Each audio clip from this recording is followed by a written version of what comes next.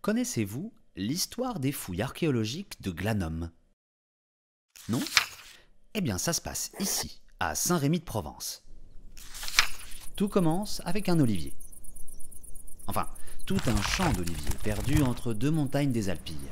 Et victime des fortes intempéries et sécheresses de la région, alors évidemment, tout s'affaisse. En 1921, un géologue du nom de Pierre de Brun entre en scène et tombe sur une incroyable découverte. L'affaissement a révélé les ruines d'une ancienne cité romaine. Toute une équipe du ministère des Beaux-Arts débarque et commence à creuser, jusqu'à 7,50 m en dessous du sol. Et bientôt, une bonne partie de la ville de Glanum émerge elle aussi sous les coups de pioche et de pelle de nos ouvriers. La Curie respire à nouveau. Ce bâtiment, c'est l'ancien lieu de rendez-vous du Sénat romain. Pendant ce temps, Pierre de Brun, lui, surveille le chantier. De loin. Il trouve les beaux vases plutôt cool et les pièces encore mieux. Faut dire qu'à l'époque, l'archéologie ce n'est rien de plus qu'une bonne chasse au trésor. C'est moi qui ai découvert toute la ville de Glanum et t'as pas tout découvert. Sans moi, il y aurait presque rien à visiter ici, je te rappelle.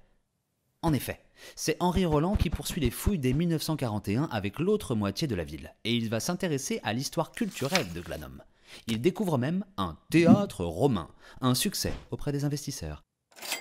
Cependant, c'est après de longues analyses qu'on remarque que Roland l'a lui-même fait construire.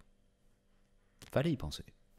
Mais grâce à l'argent gagné, il peut poursuivre ses recherches et analyse les différentes strates du sol. Il découvre alors que Glanum était une ville celtique, qui plus tard commerce avec les Grecs de Marseille. Enfin, ça, c'était avant que les Romains viennent encore tout casser, pour tout refaire comme chez eux. Bref. Après Henri Roland, plusieurs chercheurs et chercheuses prennent la relève. Mais ils remarquent que certaines structures sont trop fragiles pour rester dehors. Donc, on les remplace. Hop, quelques petites colonnes romaines. Et dans les années 80-90, le site ouvre enfin ses portes au grand public. Ah, mon Pierrot, il s'en est passé des choses en 100 ans. Joyeux anniversaire, hein? Oui, on a bien bossé quand même. Oui, enfin, certains plus que d'autres. Oui, peut-être, mais moi, tout était authentique. Je vois pas de quoi tu parles.